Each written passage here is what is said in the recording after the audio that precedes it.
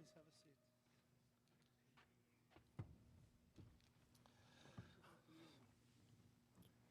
seat. All right, thank you all for joining us.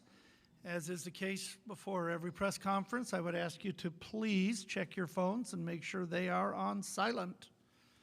Also, if you're planning on taking a still photograph, please make sure there is no flash. All right, we're very fortunate to have TCU head coach Mark Campbell with us right now. Welcome back to Sacramento. Thank you. Would you like to make an opening statement? If so, either that or we can go right to the press. Yeah, I'll just open up with just really, really excited to be here, to still be competing with our team. And it's been a full circle moment for our coaching staff that was here at Sac State for 2 years, and then to come back and get to be playing in a regional with the chance to go to a Final Four. It's been just a really fun and special couple days. All right, we're going to open it up to questions. Right here in the center. This will be first, second, third, fourth. Yes. Hey, Coach. Doug Feinberg, DAP. Good to see you. Good to see you. Two-part. You just mentioned Sac State. Is this sort of not so bad you're not in Fort Worth, that you're coming home to Sac State in some ways for this regional? And second part is just, what does it mean to get this team back here again with a new group but be able to get back to the Sweet 16? I'd answer the first question. It's a win-win. When you saw the two regionals, or Fort Worth and Sacramento, for different reasons, both are great. I would prefer to be in Fort Worth with about 15,000 fans at Dickies Arena, but this week has just been so special. It means a lot because of where we came from in our time at Sac State, and so it's awesome. And then getting back to this point is so difficult to do.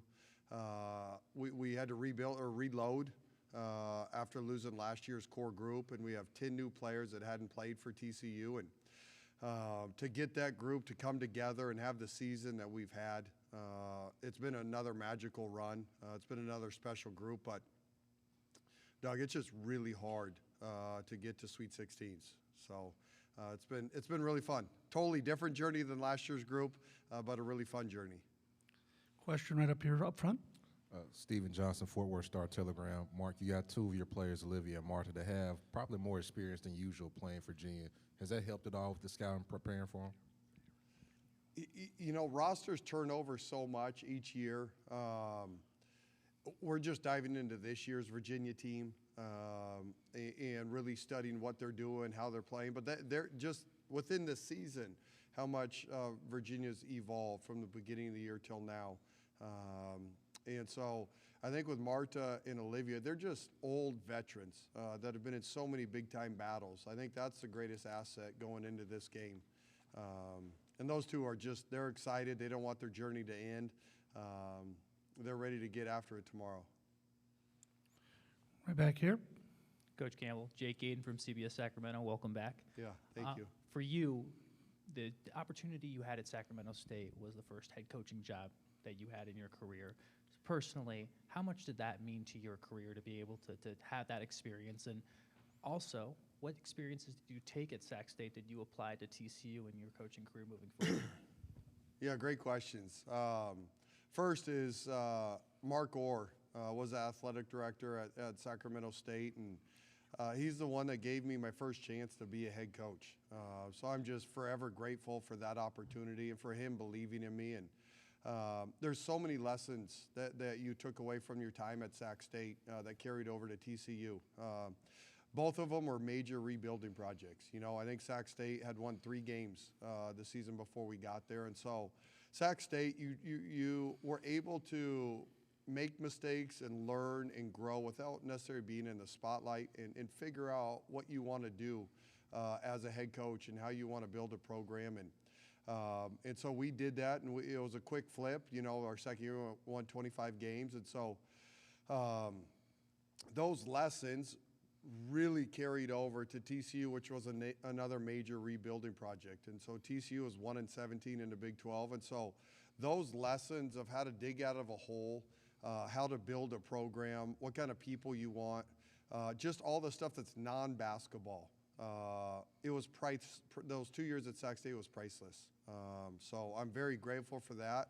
And then I think that those lessons we learned from Sac State helped us flip the program at TCU really quickly as well. So it's been an awesome journey. The last 5 years has been an absolute blur. Haven't really caught my breath from any of it, but I've loved it. I've loved every minute. Right back here and then down here. Go ahead. Hey, Mark, Coach Campbell, Kevin John, ABC 10. Welcome back to the 916. I was watching an interview with you yesterday that you were doing at Sac State while practicing, and you got particularly emotional when you were describing or asked about your coaching journey. And, you know, to see that emotion come out of you was just profound and remarkable, but can you just describe where that comes from and just the gratitude and, you know, when you look back on your journey and your first opportunity there and where a lot of that emotion came from? Yeah. I mean, there's so many layers to it. There's all sorts of emotions when we got to go practice at the Nest and all the special memories that we had there. But a mixture of my, you know, professional journey and the last 5 years of helping rebuild 2 programs that were just buried, and kind of the blood, sweat, and tears it takes to get a program up and running at an elite level, and the staff that's been there with me for all 5 years. And then just the toll it takes on your family. My wife and my 2 daughters, they're teenagers and they've moved around the country from Eugene to Sacramento to Fort Worth, and just the life aspect sometimes people forget about, and that's a heavy lift. And so I'm just thankful for my wife and everything she did for our family and my daughters. And them moving around is not easy. And so there's just a lot that's gone into the last 5 years, and it's tears of joy and gratitude, all sorts of memories. And it's a lot of hard work. I mean, I don't think there's many examples of coaches in the last 5 years that have taken over 2 programs that have been just absolutely buried at the level that TCU and Sac State were at, and to have historic seasons at both places. And so, again, it's been an incredible journey. It's been a fun journey. But being at the back at the Nest, it got me emotional in a good way. Right down here in front. Hey, Coach. Brendan Potts, World Exposure Report. Through all the in-game moments that might be more frustrating than others, whether it's in general or throughout the season, how does it feel to see Olivia maybe react to 1 or 2 of them, but then shortly just stay calm, cool, and collected, and just take full command of her troops like she does? Yeah, the journey with Olivia this season has been awesome and special. Getting to know her on the court, off the court, and what makes her tick, and how to coach her and how to help her. It's just been neat to see her growth, especially as a leader. I think it was on full display the second half against Washington when we were just struggling in the first half to have a flow and a rhythm. And Olivia's will and spirit in the second half was not going to let us lose. And so I absolutely love that kid. I am so proud of her, and I'm glad we get another 40 minutes to go to battle together. First row here with the red. If somebody can get her a mic, please. Thank you. We're going to go 2 over there, then we're going to come here, then we're going to go there, and then we're going to come here. Olivia Sayer, USA Today. Marta Suarez battled a bunch of adversity early in her collegiate career. Now that you've had some time with her, what about her do you think allowed her to overcome that? Man, Marta she's overcome a lot of life adversity, not just basketball. She got dealt a tough hand, and she is a resilient kid. She is a brilliant human being. She has a brilliant mind, one of the most talented, artistic people I've ever been around. And then her basketball skills and her work ethic, her grit, her toughness, just all those characteristics has allowed Marta to overcome a lot, and not just overcome it, but just thrive. She's our warrior, and she's been that way this whole year. She's got one of the greatest work ethics that I've ever been around, and so again, she is someone.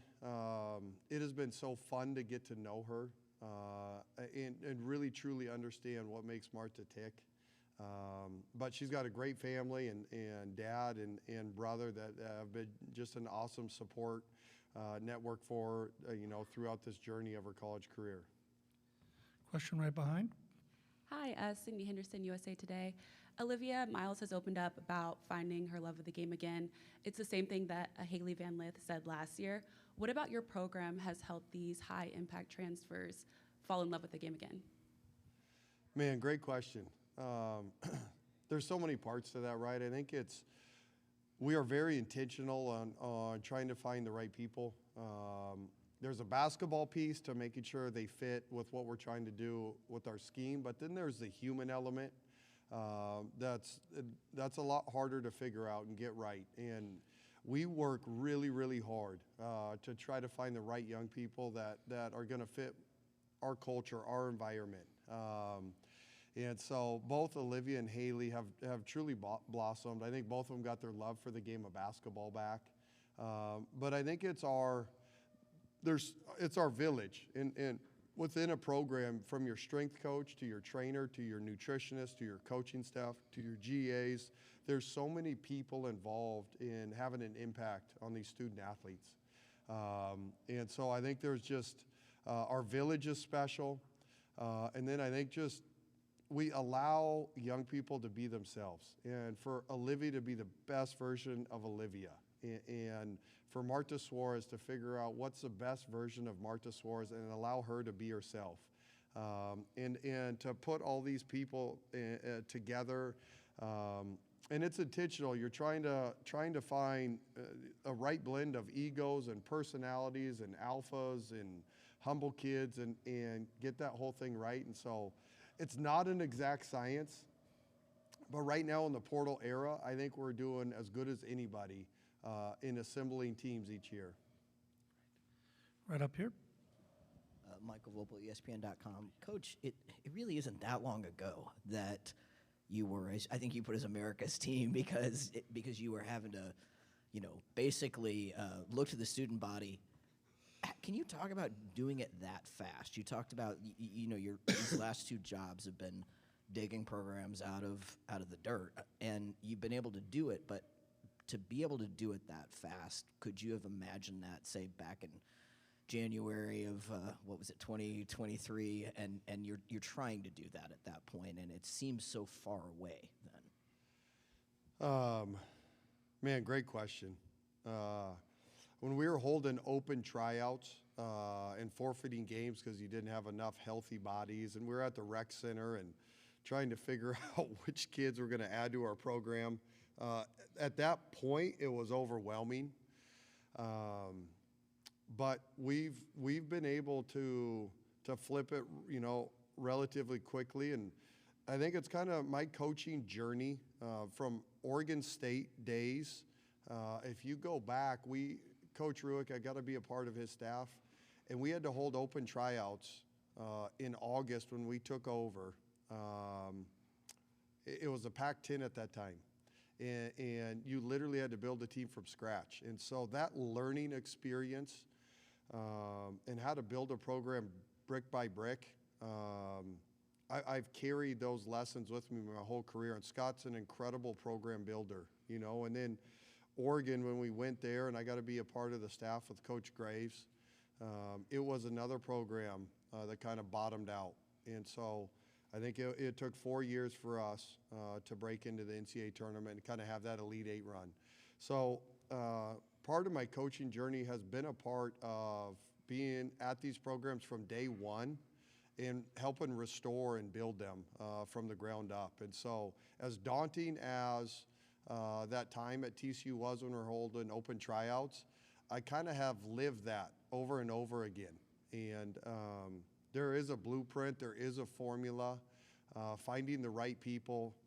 At the end of the day, you need elite talent and elite people to win at the highest level. And so we have been very strategic with the talent we've added, the people we've added, and obviously the Lord has blessed our labor and given me wisdom in figuring all of these things out and all these moving parts and variables. And right now, you guys, The NIL and the era and the portal era has created kind of chaos in college athletics, and we dove into it. You know, we didn't sit back. I would say we embraced the portal, we embraced the NIL scene, and attacked it. And I think it's paid off. And I think we've been at the front end of that in college athletics. Right up here, and then we'll go there, and then that'll be it. Marcus, how big of a excuse me, my bad. How big of an X factor can Dono be for you guys up here? Donovan Hunter's our backbone of our whole program. She is one of the most humble, hardworking, selfless players I've ever coached. An example for you guys that don't know Dono, we've been there. She's been with us 2 years now. And in 2 years, the kid, and I mean this literally, any set of lines in any conditioning drill we've done in the last 2 years, Dono's never lost one drill, not one time. She is the ultimate competitor and winner. Dono allowed Haley Van Lith to be Haley Van Lith a year ago, and Dono has allowed Olivia to be Olivia Miles. And so she is what makes this whole thing work. And so she'll be ready to go tomorrow, and every night she guards the other team's best offensive player if they're a perimeter player, and she brings it. Final question right here, Joe. Mark, Joe Davidson, Sacramento Bee. Good to see Joe, you. good to see you. Good to see you. Can you talk about how great women's basketball is now? Rising programs like yours, Virginia, a low seed, and just how the star power and the popularity, and you're riding this whole wave. Yep. Women's basketball has been a rocket ship. And it's taken years and years and years for it to get to this point. You know, ironically, I think it was the Sedona Prince NCAA tournament when she brought light to the disparity between men's March Madness and women's March Madness, and brought a healthy spotlight that has allowed women's basketball to grow at an elite level, right? And then there's just been incredible star power that's been coming along at the right time. I'm highlighting Caitlin, but there's been so many people, but just Caitlin came along at the perfect time. And then now there's just all sorts of stars. And then just last week, the WNBA and the new collective bargaining agreement and the new salaries. And like, it's just been brick by brick and step by step for women's basketball. And it's, like you said, it's been a rocket ship. And I'm trying to jump on that rocket ship and do my part. But it's not slowing down. It's been amazing. I think one of the next evolutions, and I don't know how many years out that is, but I think the women's game is going to be able to hold its own and be at neutral sites, like the men's tournaments from the get-go. And again, I don't know when that happens, but that's going to be another evolution that unfolds here over the next couple of years. Coach Campbell, thank you so much for your time with us today, and we wish you the very best of luck in your game tomorrow. I just want to say it's so cool seeing so many familiar faces out here. It's awesome. Stingers up, go Frogs. There you go.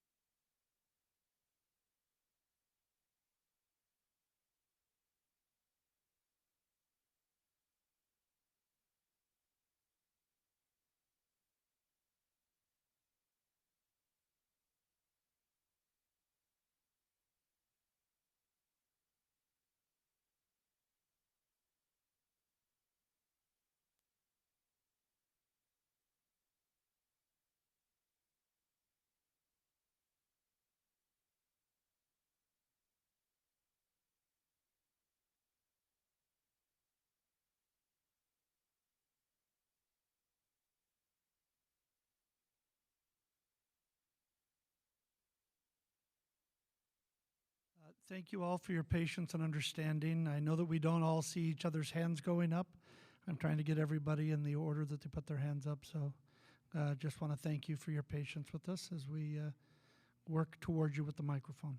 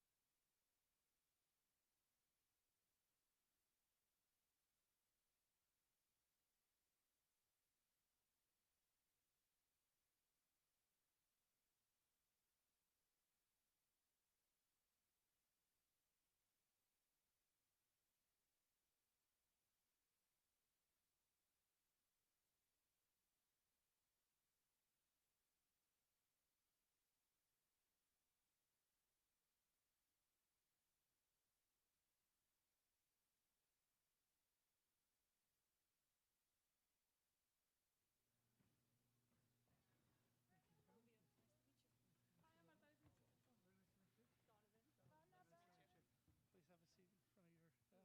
Oh, and sorry, if you'll, your coach likes to show off the logo.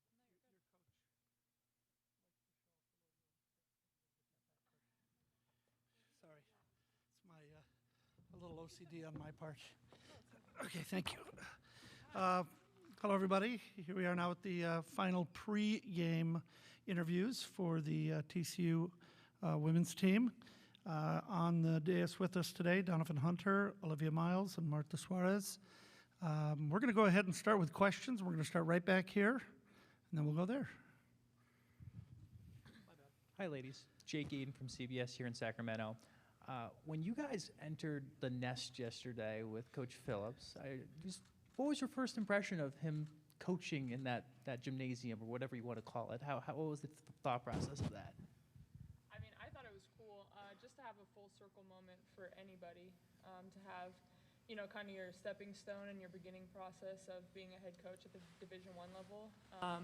So to be able to go from that section and then be with your present team now, just to kind of reflect on it, I thought it was cool for him.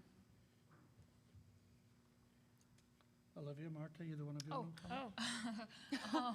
I thought it was cool, you know, cool experience to see where Coach Campbell came from and, you know, what he was able to build there. And obviously, they allowed him to be a head coach first and then allowed him, obviously, to go to TCU after. So just a cool place to be, full circle moment for him. And, I was glad to be a part of it, a little part of his journey. Yeah, he was very excited. I think we were very excited for him. We've heard some stories about Sac State, and also just cool to see how many opportunities and the access to the facilities that we have, and the comparison between TCU and what he's built there, and then Sac State and what he had to work with. Just cool to be a part of it. All right, next question right up front, and then right next to him. Stephen Johnson, Fort Worth Star-Telegram. Question for you, Marta. I know like a deep tournament run was one of the reasons you came to TCU. So how much does it mean to you being here in the Sweet 16 with your teammates? I'm blessed. I'm just so excited, and then obviously Fort Worth would have been a great experience, but being back here in Sacramento, it also kind of feels a little bit like a full circle moment for me too. I have a lot of people in the Bay that I love and that I got to know during my time in my previous school. So it's awesome to come here and be able to experience it, and then just to have more time with these girls. Just fun. I'm just very excited up for the game. Like, it's as competitive as it gets. The level is as high as it gets, and I think that's what we play for, what we live for. So I'm just excited about that. Hi, ladies. Brendan Potts, World Exposure Report. For Olivia, I talked to Coach about those frustrating in-game moments and how you've shortly been able to just stay even-keeled and command your troops, so to speak. Just what goes into just moving on from those moments and being able to stay calm and command the troops? My teammates, truthfully. They saved me from literally running out the building and running home, literally, because I get so frustrated at times when I'm, missing easy shots like I was at Washington. But ultimately, these girls have my back, and they understand that, I'm a big part of what we do, and they want to keep me as confident as possible. And especially these two right here, they're always in my ear. Marta especially, I was screaming the other day, and she's like, Olivia, you're fine. And, it takes people around you who believe in you to enable you to make that switch. And that's why I'm able to play the way that I play and, get us back into games and get people open, because they keep my mindset in a good place. Not saying that I can't do it myself, but, sometimes people need a little help, and these two really help me a lot with that. Question up front. Yeah, Michael Vopel, ESPN.com. Olivia, this was for you. I think a year ago, all of us were kind of bugging you at the Sweet 16. What are you going to do next? Are you coming back to college, going to the WNBA draft, and you made that decision? You felt like another year of college seasoning would be good for you. What has this year been like for you, and what are the ways you think you have grown to now be ready for that next step whenever, in a few weeks? Yeah, I wish I could sit here and tell you I'm coming back to TCU for another year, because it's just been amazing for me. But unfortunately, I only get 1 year, and, while it's sad, I think it was meant to be this way, so I can cherish and appreciate it and everything that I've been able to do here and the people that I've been able to meet and impact. But this year has been nothing short of spectacular for me. The wins and losses are what they are, but it's truly the moments in between that have helped me grow as a person and a basketball player, and helped me to gain the confidence that I need to be a pro, and that's ultimately why I came back. That was my main priority, was to find Olivia again, find her joy, find her spirit, and her love for the game, and play at a level that, I knew I could reach, but I really wasn't getting there for some reason. And TCU has allowed me to do that. Very glad I made that decision. And ultimately, it came with a bunch of bonuses, like the WNBA figuring stuff out, and me getting healthier, and me meeting awesome teammates, and whatever that may be. It came with a bunch of bonuses as well. Question over here. Hi, over here. Sydney Henderson, USA Today. Did you guys pack your number 40 practice jerseys for this trip? And if so, what do they symbolize to each of you, especially considering your comeback win over Washington in the second round? Yes, ma'am, Sydney, we did pack our jerseys. 40 minutes, I think for us that just means we understand who we are, the potential that we have, the talent that we have, and we also understand that, in March, in these games, that's not just it. You know what I mean? We need to be able to figure out how to put 40 minutes together, but if we do that, we have the potential to do whatever we want to do. So I think it's just a matter of pride and of confidence, as well as just kind of like a commitment and hard work. We'll go up here, and then we'll come over here. Question for Donna. When you're going through, Sorry, I was trying to find you. When you're going through a stretch, when maybe your offensive numbers are where you want them to be, like how much does Mark's approach of like always uplifting and providing that confidence, how much does that make it easy to maybe navigate that storm? Yeah, I mean, at the end of the day, not just me, but to all of us, he just says, keep shooting. I have teammates around me that are just continue to say, be confident. So I think just words of positive affirmation, just keeping your head up. He knows all the work that all of us put in. So even if there's a night where my numbers aren't, up on the board or the highest numbers, I think he knows at the end of the day the work that I'm putting in behind the scenes. So he just says, continue to work, keep going. At the end of the day, I know it too. I don't place just all my eggs in one basket in terms of just offense. If I'm on offense, that's great, but I focus on a lot of other things in the game. So he also knows that, so he kind of pushes me in other categories to be able to just focus on that too if my shooting isn't great. Right here.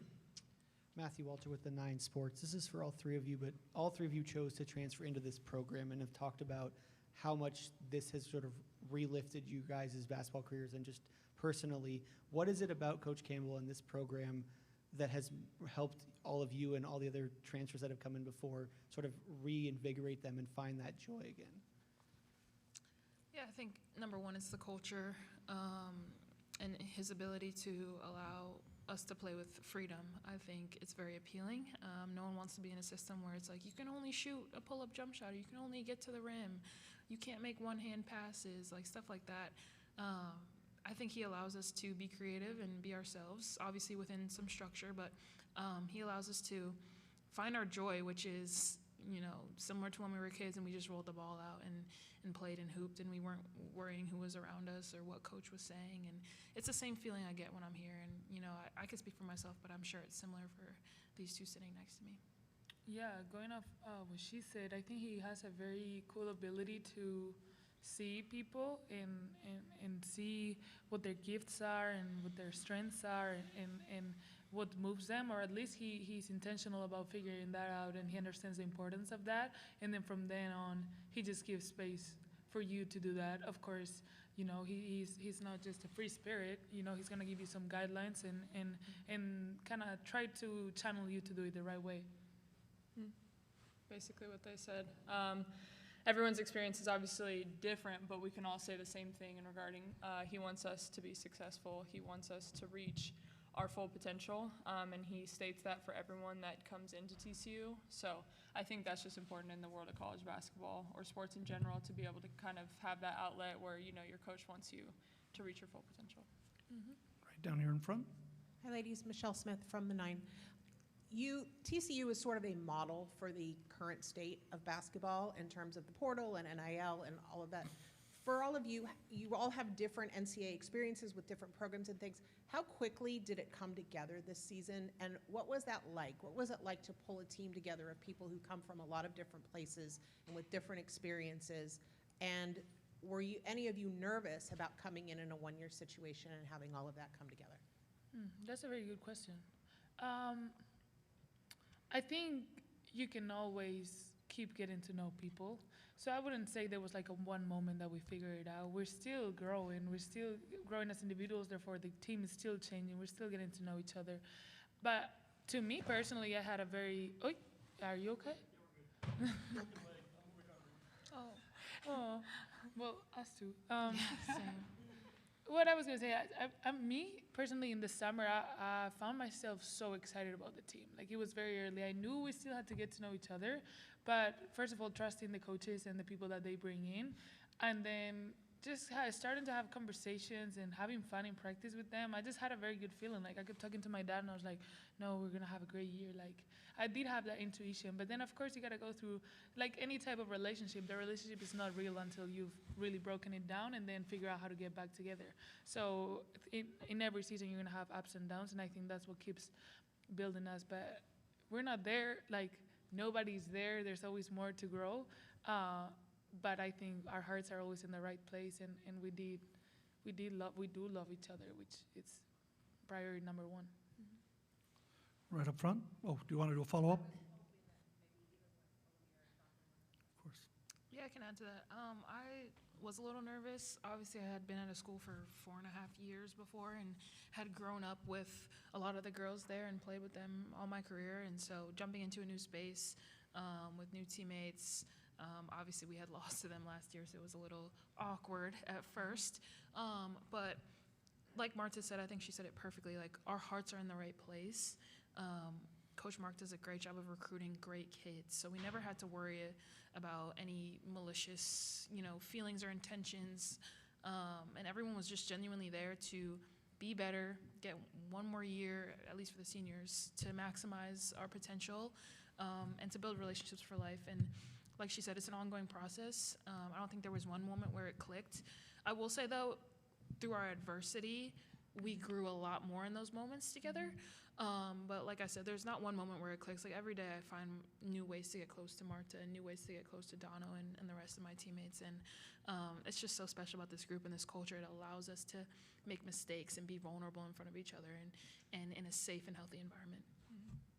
I would say for me, I feel like even from AAU to college, I've always kind of been on, teams or organizations where either way the next year there was always a lot of new people. So I think for me in that realm, I don't necessarily get nervous when there's a new team. I think I've been able to see the benefits of being able to put together a new team from AAU days to my freshman year, sophomore year, junior year. I think it's all been a new squad for me. So it's been good. I think, again, like they said, if your head's in the right space and all of you want the right things on a basketball team, I think it's going to click together. And as we're still growing, I think it's been a really cool process to see everybody come in, especially for their last years, to have to risk that. That is a big risk. So I'm glad that it all came together. Right down front. Doug Feinberg, DAP. Livy, you're no stranger to Virginia, having played them for many years in the Notre Dame days. What makes this team different than the team you might have played the last couple of years? What makes them able to get to the Sweet 16 for the first time in so long? Yeah, I think this Virginia team in recent years has a lot more size and a lot more depth. I think they've been together for a while, so I think they're getting used to playing with each other more and more. And I think their chemistry, out of all the times I've played them, their chemistry looks nails this year. So I think it's depth and size, and then also their ability to grow with chemistry with each other. I think chemistry is one of the most important things in sports. Having that synergy with your teammates can, let you beat anyone on the court. Here. Jack Church, her Hoop Stats. Marta, facing adversity, going to overtime against Washington on Sunday, just how do you think facing that early can help you on a potential NCAA tournament run? I think we love it. I think we love that we had two great games in first and second round. In terms of our first round was a game where everybody got touches. We moved the ball. I think it was a great version of ourselves. So we know we got that. And I think the second round just gave us that, hey, we pulled it off. There's going to be ugly games. This is March. There's nothing going to be easy. Adversity happens. Teams are fighting. It's going to be ugly sometimes, and we pulled it off, and we did it in front of a great crowd. I think it was a tremendous win. So I think it gave us a lot of energy. Like, okay, we did that. We know we've had some ugly games during the season. We pulled this one off and to the next one. You count and then learn from it and keep growing. Of course, I put myself in foul trouble way too early in that game, and so little things that, it happens. It's basketball. That's life. But excited we pulled it off. That speaks to our character and to our will, and we've done that, so we can do that again. And a final question right here. Hey, Dylan Clearfield, USA Today Sports Network. Congratulations. Mar, this is for you. I know you use art as an outlet for off-court interests or maybe stress relief. How do you use art and other outlets for you and your team to get through hardship this season? Yeah, I think it's a big part. I mean, at the end of the day, when you do art, you're kind of forced to just sit down and be mindful and focus and do what you do. And I was talking to one of my teammates earlier today. You're doing art, and she mentioned it in an interview earlier before. You're gonna mess up whether you want it or not. You're doing your makeup, you're gonna mess up whether you want it or not. But it's a matter of trust the process, keep going, keep painting. And it's definitely, I gave him a little gift a couple of days ago. It's also a love language. So to be able to have been, I felt so inspired this season throughout the summer. And that's how you know I'm in a good spot, because I felt so inspired to do art and to do gifts. And these girls just made it a lot more fun. They probably don't even know it, but most of my canvases this season, there's a piece of them in every single one of it. So yeah, a huge part of who I am, and hopefully something that the team appreciates and get my love from. Donovan, Olivia, Marta, thank you so much for your time and wish you the very best of luck this weekend. Thank you. You said my name right. You said my name right. Nunca he visitado Oviedo, pero...